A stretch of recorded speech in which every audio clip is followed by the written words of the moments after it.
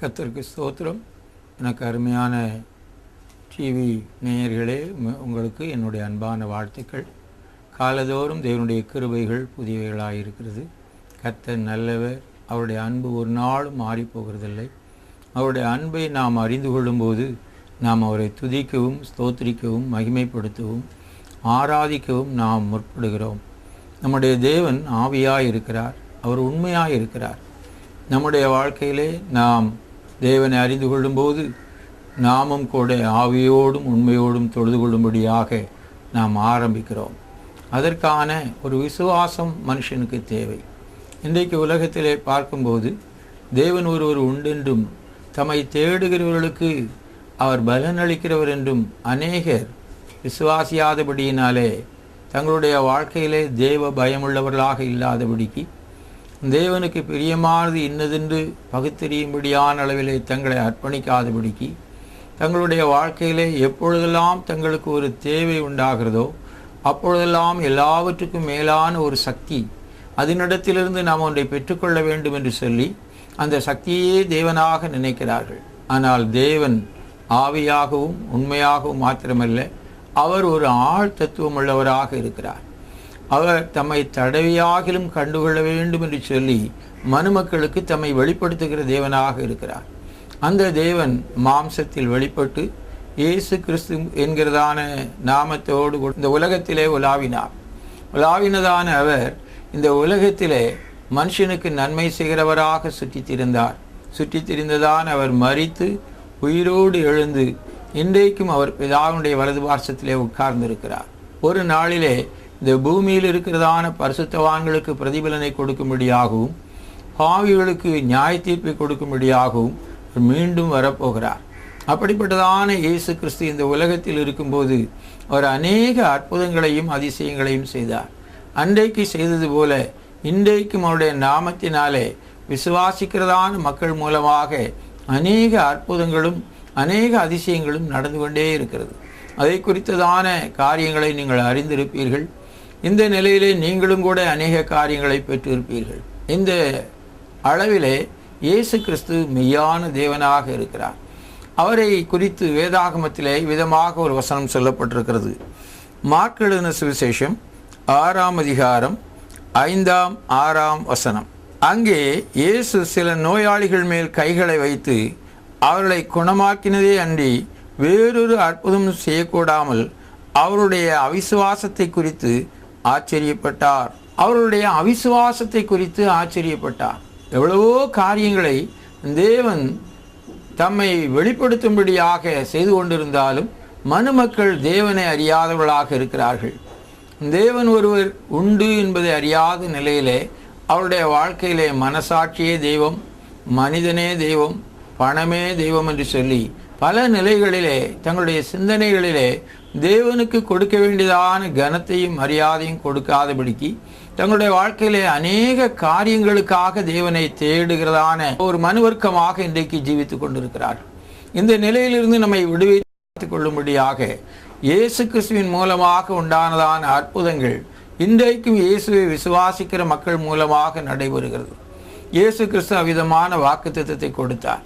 என்னை விசுவாசிக்கிறவர்களால் நடக்கிற அடையாளங்களாவன என்று சொல்லி அநேக அடையாளங்களை அவர் தம்முடைய பிள்ளைகள் தம்மை விசுவாசிக்கிறவர்கள் பெற்றுக்கொள்ளும்படியாக ஈவாக கொடுத்து கொண்டிருக்கிறார். அவ்விதமாக விசுவாசிக்கிறவர்கள் மூலமாக அவர்கள் மாத்திரமல்ல, அவர்களோடு கூட மற்றவர்களும் கூட பெற்றுக்கொள்ளும்படியான நிலையிலே தேவனுடைய கிருபை வெளிப்பட்டு கொண்டிருக்கிறது. ஆக மனிதனுடைய வாழ்க்கையிலே ஒரே ஒரு காரியம், பிரதானமான காரியம், தேவனை விசுவாசிக்கிறது போல இயேசுவை விசுவாசிக்க வேண்டும். அவரால் அன்றி வேறொருவராலும் ரட்சிப்பு இல்லை. நாம் ரட்சிக்கப்படும்படிக்கு அவருடைய நாமமே அல்லாமல் வேறொரு நாமம் கட்டளையிடப்படவும் இல்லை என்பதை விசுவாசிக்க வேண்டும்.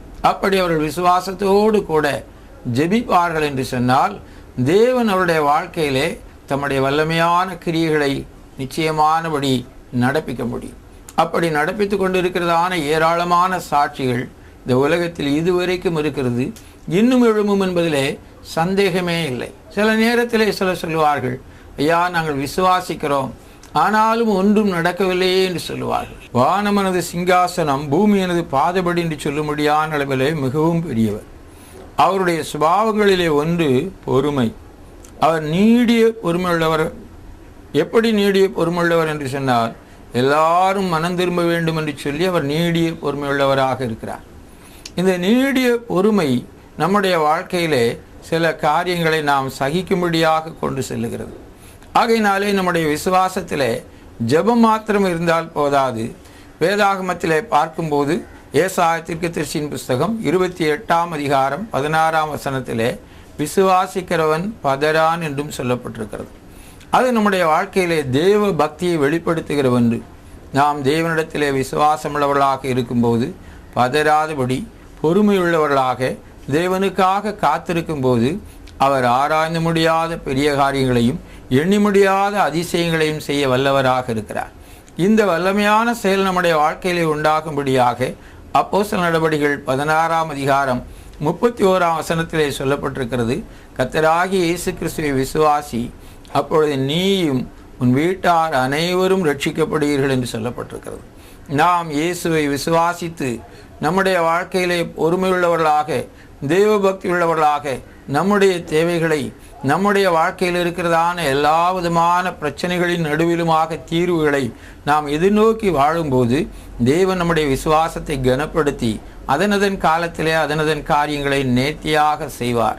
அவர் நமக்கு மாத்திரம் செய்கிறதில்லை, நம்முடைய வீட்டில் இருக்கிறதான மற்றவர்களும் கூட அவ்விதமான அனுபவத்தை பெற்றுக்கொள்ளும்படியாக நம்முடைய விசுவாசத்தினாலே, நம்முடைய பொறுமையினாலே, நம்முடைய தேவ பக்தியினாலே அவர்களுக்கும் செய்து அவர்களும் ரட்சிப்பை சுதந்திரித்துக் கொள்ளும்படியாக தேவன் கிரியை செய்கிறவராக இருக்கிறார்.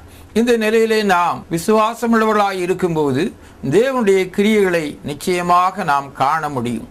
அவருடைய விசுவாசத்தை குறித்து அவர் ஆச்சரியப்பட்டது போல ஆச்சரியப்படாதபடிக்கு நம்முடைய விசுவாசத்தை குறித்து அவர் சந்தோஷப்பட்டு அவர் கனப்படுத்துவார். அவ்விதமான நிலையிலே அவர் நம்மிடத்திலே எதிர்பார்க்கிற ஒன்று விசுவாசம். இந்த விசுவாசம் இருக்கும்போது அந்த விசுவாசத்துக்கு தக்கதான ஒரு கிரியையும் காணப்பட வேண்டும் என்று சொல்லி தேவன் எதிர்பார்க்கிறார். யாக்கோபுக்கு எழுதினதான நிருபம் 2ஆம் அதிகாரம் 22ஆம் வசனத்திலே கிரியையில்லாத விசுவாசம் செத்தது என்று சொல்லுகிறார். நம்முடைய வாழ்க்கையிலே விசுவாச கிரியை, தேவ பக்தியிலே நாம் விருத்தி அடைந்து முன்னேறுகிறதான ஒரு கிரியை. அந்த கிரியை நம்முடைய வாழ்க்கையிலே காணப்படும் போது அது இந்த ஜீவனுக்கும் இதற்கு பின்வரும் ஜீவனுக்கும் வாக்குத்தத்தமுள்ளதான அனுபவங்களை நாம் சுதந்திரித்துக் கொள்ளும்படியாக நம்மை நடத்தக்கூடியதாக இருக்கிறது. இதற்கு எல்லாவற்றுக்கும் மூல காரணம் யார் என்றால் இயேசு கிறிஸ்து. ஆகையினாலே இயேசு கிறிஸ்துவை நம்முடைய வாழ்க்கையிலே நாம் விசுவாசிக்க வேண்டும். அது மாத்திரமல்ல, இயேசுவுக்காக நம்மை ஒப்பு கொடுக்க வேண்டும். அவருடைய நாமத்தின் மேல் விசுவாசம் உள்ளவர்களாய் அவரை ஏற்றுக்கொண்டவர்கள் எத்தனை பேரோ அத்தனை பேரும் தேவனுடைய பிள்ளைகளாகும்படிக்கு அவர்களுக்கு தேவன் அதிகாரம் கொடுக்கிறார். அதிகாரம் உள்ளவர்கள் எல்லாரும் அதிகாரத்தை துஷ்பிரயோகம் பண்ணக்கூடாது. தங்களுடைய வாழ்க்கையில் இருக்கிறதான அதிகாரத்தை சரியாக பிரயோஜனப்படுத்த தெரிய வேண்டும். அப்படி இல்லாமல் இருக்குமானால் உள்ள அதிகாரமும் போய்விடும். ஆக தேவன் நமக்கு கொடுத்திருக்கிறதான அதிகாரம் தேவனுடைய பிள்ளை. எனக்கு அருமையான தேவனுடைய பிள்ளையே, இந்த காலை வேளையிலே உன்னுடைய விசுவாசத்தை நீ தேவனுக்கு நேராக்கி தேவன் ஒருவர் உண்டென்றும் தம்மை தேடுகிறவர்களுக்கு பலனளிக்கிறவர் என்றும் வேத வசனம் சொல்லுகிறதை நீ ஏற்று வாழ்வாய் என்று சொன்னால் இன்றைக்கு அவர் தம்மை தேடுகிறவர்களுக்கு செய்கிறதான் நன்மையை நிச்சயமானபடி நீ பெற்றுக்கொள்ள முடியும். ஏனென்றால் தேவன் நல்லவரும் நன்மை செய்கிறவருமாக இருக்கிறார். இரட்சகராகி இயேசு கிறிஸ்து இந்த உலகத்திலே அனுப்பினதான நிலையிலே இயேசு கிறிஸ்து பரிசுத்தாவியினால் நிறைந்தவராக அவர் நன்மை செய்கிறவராக சுற்றி தெரிந்தார். இயேசுவின் மூலமாக உனக்கு ஒரு நன்மை உண்டு. இயேசு கிறிஸ்து உன்னை நன்மையினால் நிரப்பும்படியான அளவிலே உன் விசுவாசத்தை பார்க்கிறார். விசுவாசமுள்ளதான நிலையிலே நீ காணப்படுவாயானால் நிச்சயமானபடி இயேசு கிறிஸ்து செய்கிறதான நன்மையை ஒவ்வொரு வேளையிலும் ஒவ்வொரு நாளிலும் ஒவ்வொரு சூழ்நிலைகளிலும் நிச்சயமாக நீ காண முடியும். அப்பொழுது உன்னுடைய வாழ்க்கையிலே இயேசு நல்லவர் என்று நீ சொல்ல முடியும். இயேசு நல்லவர் என்கிறதான நிலையிலே அவர் பிரயோஜனமானவர்களை போதித்து நடக்க வேண்டிய வழியிலே நடத்துகிறதான நிலையிலே இயேசு கிறிஸ்து உன்னை நடத்துவார். ஏனென்றால் இயேசு கிறிஸ்து இந்த உலகத்தில் இருந்ததான நாட்களிலே அவர் தம்முடைய ஆவியை உங்களுக்கு தந்தருளுவேன் என்று சொன்னார். பரிசுத்த ஆவி உங்களிடத்தில் வரும்போது நான் சொன்ன யாவற்றை உங்களுக்கு நினைப்பூட்டுவார் என்று சொன்னார். பரிசுத்த ஆவியானவர் கிறிஸ்துவின் ஆவியானவர் என்று அழைக்கப்படுகிறார். இந்த ஆவியானவர் வரும்போது உன்னுடைய வாழ்க்கையிலே அவர் அழகாக, அருமையாக, நன்மையானவர்களை பெற்றுக்கொள்ளும்படியாக உன்னை ஒவ்வொரு வேளையிலுமாக நடத்துவார். அப்பொழுது நீ சொல்லுவாய், கர்த்தராகிய இயேசு கிறிஸ்துவின் மேய்ப்பராய் இருக்கிறார், நான் தாழ்ச்சி அடையேன், நன்மையும் கிருபையும் என்னை தொடரும் என்று சொல்லுவாய். உலகத்திலே அநேக நேரங்களிலே தீமைகள் இருக்கிறது. உலகத்திலே அநேக விதமான நேரங்களிலே கிருபையில்லாத வறட்சியான சூழ்நிலைகள் இருக்கிறது. தேவன் இருக்கிறாரா என்று சொல்லக்கூடியதான சந்தேகங்கள் உண்டாகக்கூடிய வாய்ப்புகள் இருக்கிறது. ஆனாலும் கிறிஸ்து இயேசுவை குறித்து அறிகிறதான அறிவுக்குள்ளாக நீ கடந்து வரும்போது உன்னுடைய விசுவாசம் பலப்பட, உன்னுடைய விசுவாசம் பெருக, உன்னுடைய ஜெப வாழ்க்கையிலே தேவனுடைய வழிநடத்தலை பெற்றுக்கொண்டதான நிலையிலே, கர்த்தர் நல்லவர் என்று சொல்லும்படியான நிலையிலே இயேசு கிறிஸ்து செய்கிறதான நன்மையை நீ அனுபவிக்க முடியும். நீ அந்த நன்மையை மாத்திரமல்ல, இந்த கிருபையும் கூட நீ பெற்றுக்கொள்ள முடியும். அவர் நல்ல மேய்ப்பனாக இருந்து உன்னை புல்லுள்ள இடங்களிலே மேய்ப்பார், அமர்ந்த தண்ணீர்கள் அண்டையிலே கொண்டு செல்லுவார். இன்றைக்கு உலகத்திலே எவ்வளவோ மக்களுக்கு எவ்வளவோ படிப்பு, பட்டம், அதிகாரம், ஆசி, பாசி எல்லாம் இருந்தும் கூட அவருடைய வாழ்க்கையிலே ஒரு அமைதி இல்லை. ஆனால் ஆண்டவராய் இயேசு கிறிஸ்து அமைதியை கொடுத்து கிருபையினால் நிரப்பி தன்னை தாழ்த்துகிறதினால் உண்டாகிற மேன்மைக்குள்ளாக கொண்டு செல்ல அவர் உண்மையுள்ளவராய் இருக்கிறார். அப்படிப்பட்டதான நிலையிலே இயேசு கிறிஸ்துவுக்கு உங்களை ஒப்பு கொடுத்து அவரை விசுவாசியுங்கள். உங்களுக்காக நான் ஜெபிக்கிறேன். இயேசுவே, நான் நன்றியோடு ஸ்தோத்திரிக்கிறேன். இந்த நாளிலுமாக இந்த தொலைக்காட்சியின் மூலமாக செய்திகளை கேட்ட ஒவ்வொருவருக்காக நன்றியோடு ஸ்தோத்திரிக்கிறேன். கேட்ட ஒவ்வொருடைய வாழ்க்கையிலுமாக இந்த நாளிலே உம்மை குறித்து அறிந்ததான அறிவிலே விசுவாசமுள்ளவர்களாக, உம்மை ஏற்றுக்கொண்டவர்களாக, உம்முடைய ஆவியினால் உண்டாகிறதான கிருபைகளை பெற்றுக்கொண்டவர்களாக, நன்மையும் கிருபையும் என்னை தொடரும் என்கிறதான விசுவாசத்தோடு கூட தங்களுடைய வாழ்க்கையிலே தங்களை முற்றுமுடியே உம்மை பின்பற்றுகிறதான நிலையிலே கடந்து வரும்படியாக ஒவ்வொருவருக்காக ஜெபிக்கிறேன். கர்த்தர் கரம் பிடித்து நடத்துகிறதை அவர்கள் உணர்வார்களாக.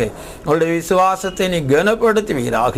அவருடைய அவிசுவாசங்கள் எல்லாவற்றையும் மன்னி அவிசுவாசங்களிலிருந்து விடுதலையை பெற்றுக்கொள்ளும்படியாக இன்று ஒரு அற்புதத்தை செய்வீராக. வியாதியின் நடுவில் இருந்தாலும், தேவைகளின் நடுவில் இருந்தாலும், இன்னும் பலவிதமான பிரச்சனைகளின் நடுவில் இருந்தாலும், எல்லாவற்றின் நடுவிலும் இயேசு கிறிஸ்துவினால் உண்டாகிறதான கிருபையை பெற்று மகிழும்படியாக, நல்ல சாட்சிகளை உம்மை குறித்து யாவருக்கும் சொல்லும்படியாக உதவி செய்ய வேண்டும் என்று ஜெபிக்கிறேன். இயேசுவின் நாமத்தில் பிதாவே, ஆமென், ஆமென்.